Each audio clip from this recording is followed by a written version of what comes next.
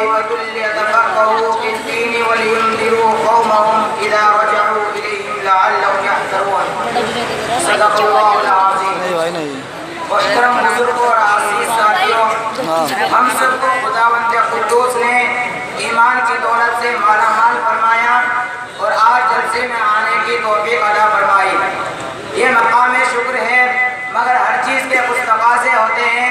ऐसे ही हमारे मुसलमान होने का एक तकाज़ा ये है कि अगर इस्लाम को हमारी आंखों के सामने कुछ सिर पहुंच रही हो या उसके मिटाने की तदबीर इख्तियार की जा रही हो तो हमारा फर्ज है कि उसकी बका के लिए कोई भी दकीका ना छोड़े, बल्कि अपनी जान और माल के खर्च करने से भी दरेग ना करे।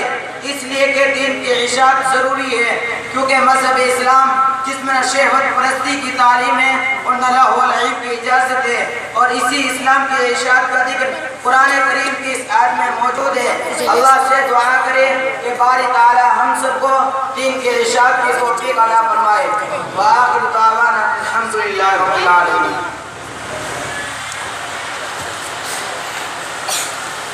अजी मौलवी जी, सिद्धा सिद्धा क्या कहो, सिद्धा सिद्धा के जाते और मरते कहाँ हुए। दीन के साथ तो दर्द इसका काम है। और भाइयों, मौलवी करते हुए शर्मारे और शर्माने की बात है। अरे करके चंद का सवाल करना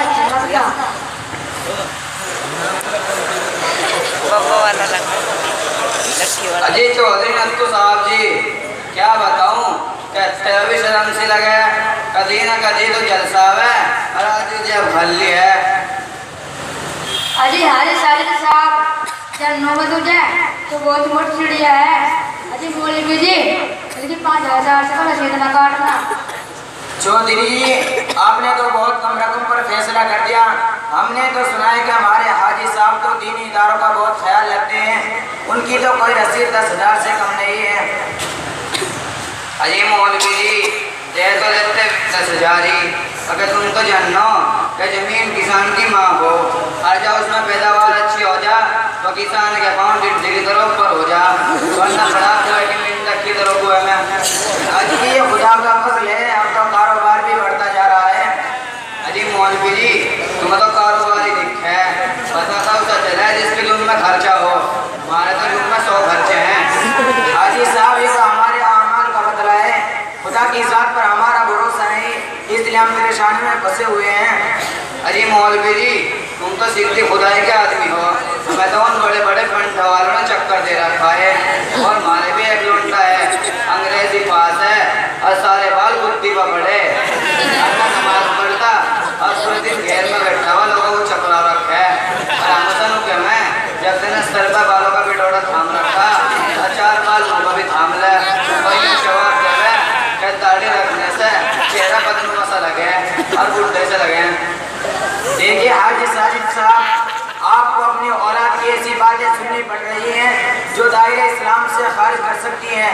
वजह उसकी यही है कि आपने अपने लड़के को दीनी तालीम नहीं पढ़ाई, लेकिन मेरी उससे एक बात जरूर कह देना कि बेटा, अगर दाढ़ी के रखने से चेहरा बदनुमा होता तो दाढ़ी अल्लाह के नबी की सुन्नत ना होती। और आजकल की औरतें तुम्हें देख कर पर्दा इसलिए नहीं करती कि वो यही तो कहती हैं कि इनसे क्या पर्दा करे। पर्दा तो उनसे करे जिसके चेहरे पर दाढ़ी हो, क्योंकि दाढ़ी ही तो मर्द की शान है। अजी वाह मौलवी जी, हाजी जी, जरा अपने लड़के का हमसे तो मिला दो। अजी मौलवी जी, अभी हाथ मारूस है, अब सिर्फ पे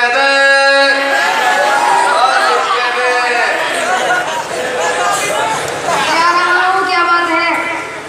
अरे भाई मौलवी जी बुला ले और के सामने न बोलिए और नहीं ना चपड़ा गया जिससे तू लोगों को चपड़ा रखा है।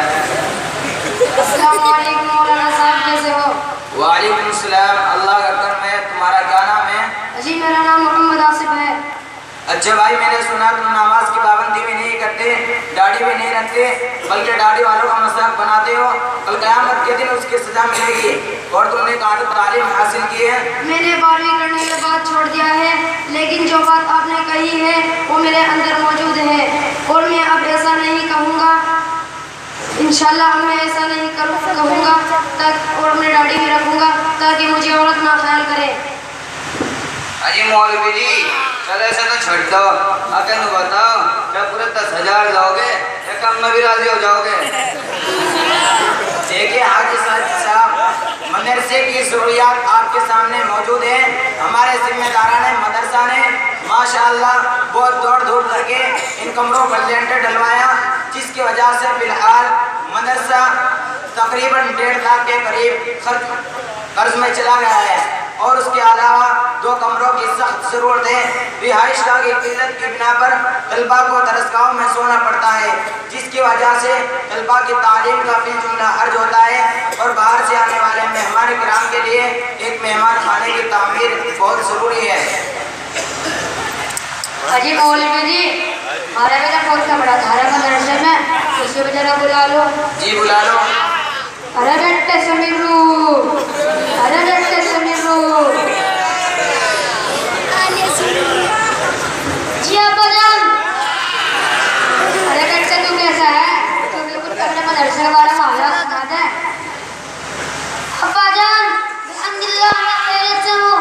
मदरसा तो आपने देखा है और मदरसे के हालात मौलाना साहब ने आपके सामने बयान कर दिए।